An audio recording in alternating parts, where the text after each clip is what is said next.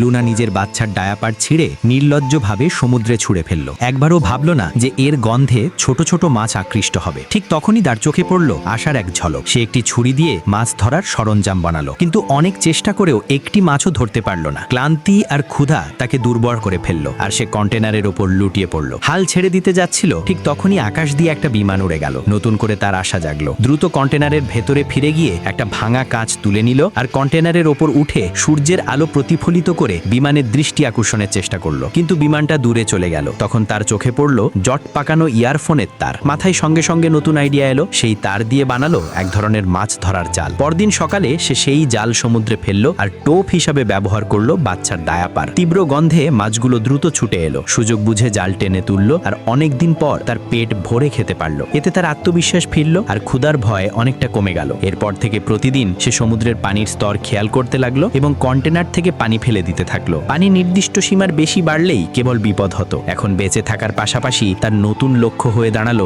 উদ্ধার পাওয়া। সে কাগজে বড় করে SOS লিখে প্লাস্টিকের বোতলে ভরে একে একে সমুদ্রে ভাসিয়ে দিল। আশা করলো কেউ না কেউ সেটা খুঁজে পাবে। ধীরে ধীরে পানির স্তর কমতে শুরু করলো। পরিস্থিতিও কিছুটা স্বাভাবিক হলো, কিন্তু এক রাতে হঠাৎ জোর শব্দে তার ঘুম ভাঙলো। বাইরে এসে দেখলো শব্দটা আসছে ভেসে যাওয়া একটা কন্টেনার থেকে। ঠিক তখনই তার মোবাইল চালু হয়ে গেল এবং সেখানে এলো জ্যাকের কল। কষ্ট করে ফোন আনলক করে লুনা তার স্বামীর শেষ মেসেজটা পড়লো। জানা গেল সীমান্ত পেরোনোর সময় জ্যাক ধরা পড়ে গিয়েছিল এবং পালানোর চেষ্টা করায় তাকে গুলি করে মারা হয়। মৃত্যুর আগে সে লুনাকে শেষ বিদায় জানিয়েছিল। এ খবর শুনে লুনা ভেতর থেকে ভেঙে পড়ল, কিন্তু নিজের নবজাতক সন্তানের জন্য হাল ছাড়ল না। 26তম দিনে পানি এতটাই বেড়ে গেল যে তাদের ঘুমানোর জায়গা পুরোপুরি ডুবে গেল। চাপ এত বাড়লো যে কন্টেনার থেকে আর পানি ফেলা সম্ভব হলো না। এখন তাদের একমাত্র উপায় ছিল কন্টেনারের ওপরেই থাকা, কিন্তু এটাও সাময়িক সমাধান ছিল, কারণ ধীরে ধীরে গোটা কন্টেনারটাই ডুবে যাচ্ছিল।